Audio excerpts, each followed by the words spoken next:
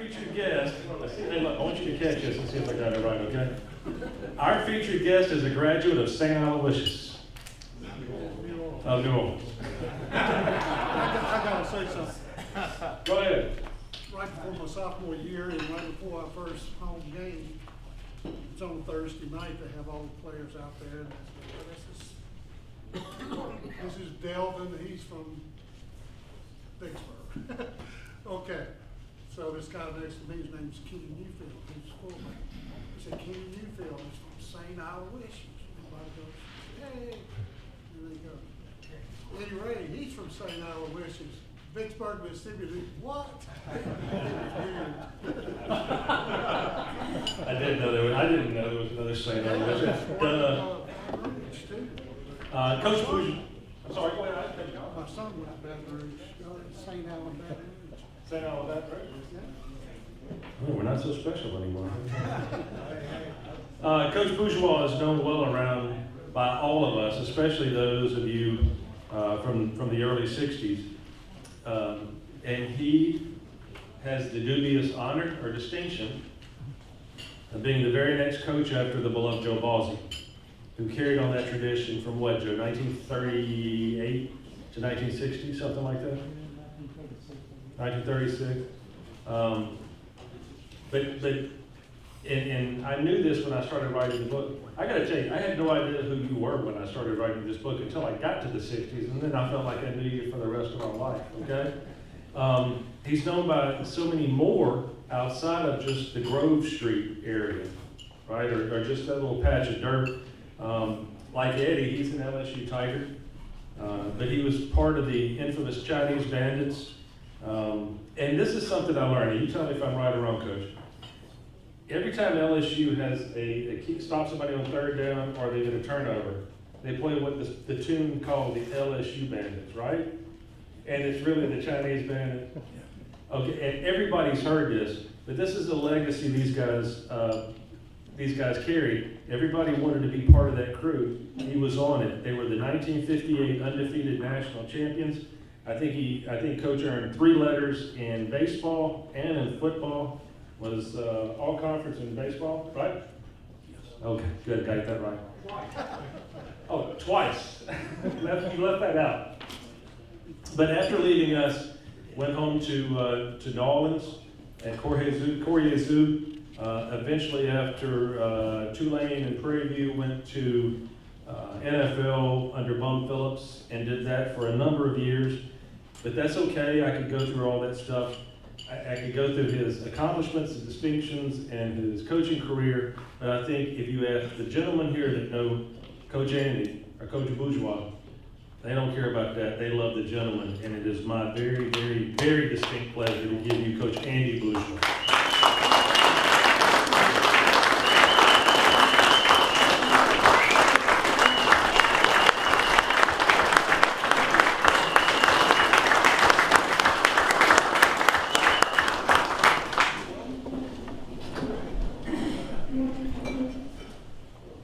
This guy,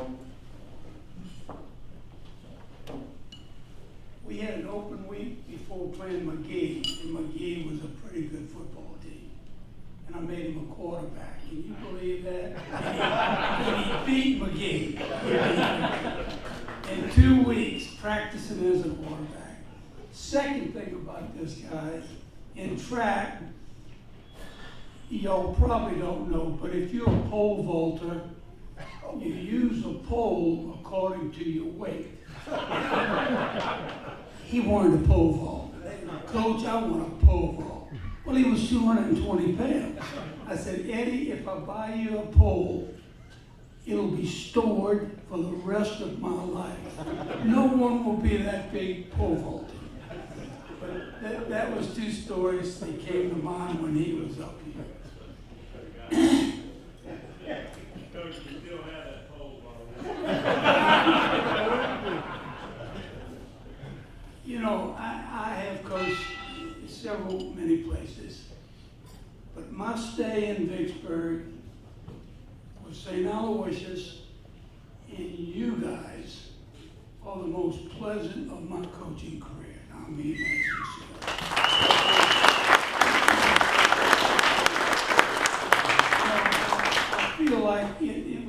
birthplace of my coaching career.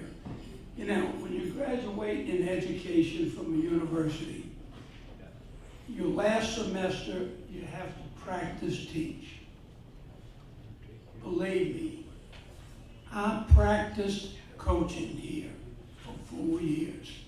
And if it wasn't for the players that I had and the support that this school gave me, I would have failed. Y'all are the best of the best of the best. Not only my players, but the players that are here that played before me or after me. The school puts out the best of the best of the best.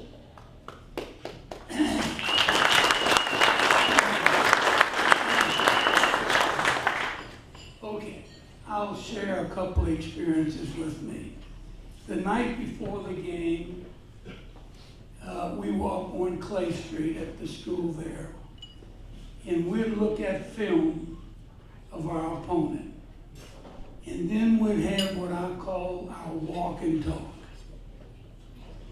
The team would walk down the hill, would walk out on the football field, and it was pitch black. And we'd get in the middle of the field.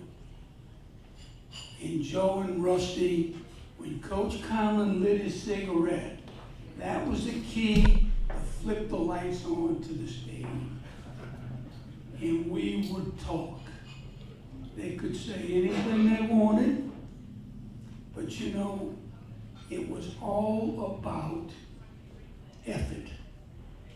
All about effort and what they were going to give. You know, we had a poster up in our left, and what I gave, I still have. And what I kept is lost forever.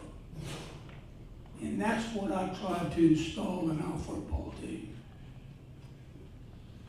You know, we were never beat. Now, we might have been outscored, but we were never physically beat.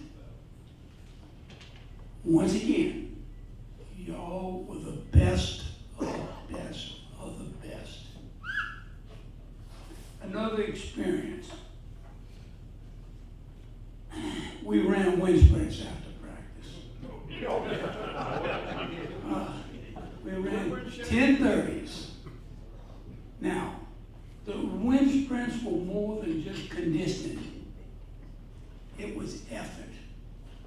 Because if anybody, and we ran in groups, if anybody didn't give 100%, your name was called out, and we ran it again.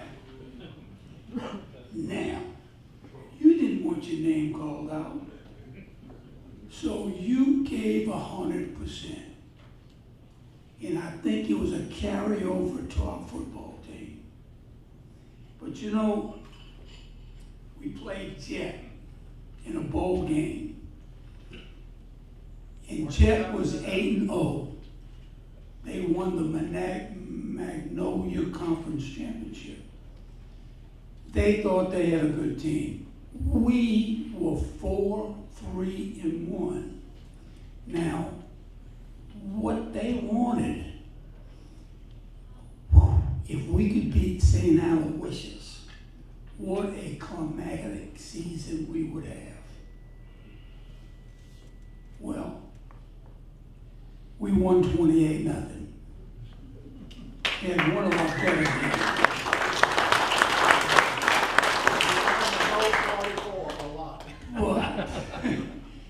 But after the game, I did one of the dumbest things I've ever done in football.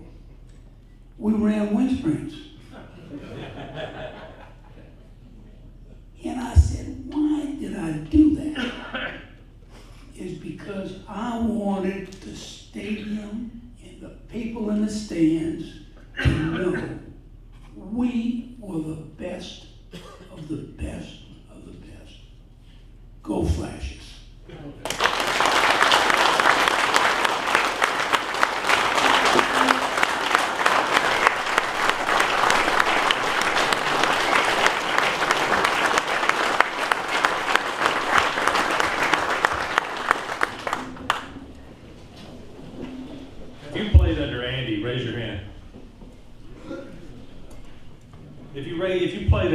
stand up.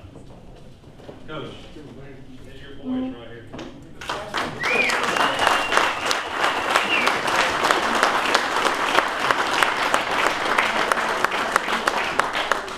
Yeah, absolutely. It's very embarrassing, but I'm gonna tell y'all anyhow. And I don't remember half of the story. I know you.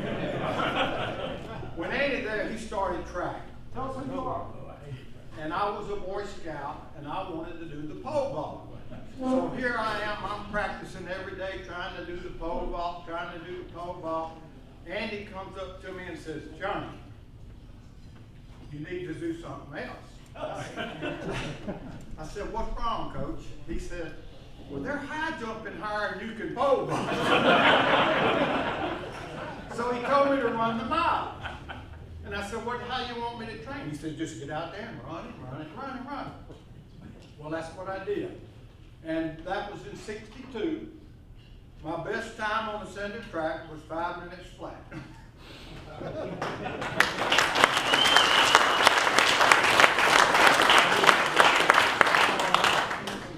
I want you to know that I heard some great stories about Coach Bourgeois, and I want you to know I will not be telling them at this microphone, but they will make you cry out loud. Am I right, Tommy? So, yeah, David. I just want to say, I think the coach forgot, because his first season with us in the summer, we ran 100-yard wind sprint. But we were in shape, David. Yeah. I remember that we did run those 10:30s after practice every day until we lost to Hazelhurst, and then we ran 10:50s every day. Can't take that I didn't know what soccer was until you showed up. I don't want to pay any prices like that, so I don't want to keep the coach longer than we told him we were going to keep. We do have a photographer here, I'm sure, right? We do have that ability here? Yes. Okay. With your permission, if you played for Andy, after this is over, would everybody please take a picture? Would that be okay with you? Would everybody agree to take a picture with Coach Andy after this is over? However, I tell you what, this is your brother. We're brothers. We're a fraternity. We've been harping on that. This is however Andy's boys want to do it. However Andy's boys want to do it. However Andy's boys want to do it. Y'all figure it out. But I am going to close with a couple of things. The Vergadamo poster. If you won the Vergadamo and you have not signed this poster, please help us for posterity. This is not for us to raise money. This is to carry our legacy. And everything you've heard here tonight is about carrying our legacy, about carrying our tradition. Yes, it does involve some money. Yes, it does involve a commitment. But it doesn't have to be huge. But help us out. Let's get back to, like Eddie Ray said, he grew up on the fences. Other people have said I grew up on the fences. Let's get that back, guys. Let's get that back. So with that being said, thank you, Eddie. Thank you, Coach B. And finally, on Delv and Irwin's behalf, thank you to all these guys that I have learned about as 18-year-olds. I finally get to meet most of you, and it is honestly my distinct pleasure. Good night, and go Flashes.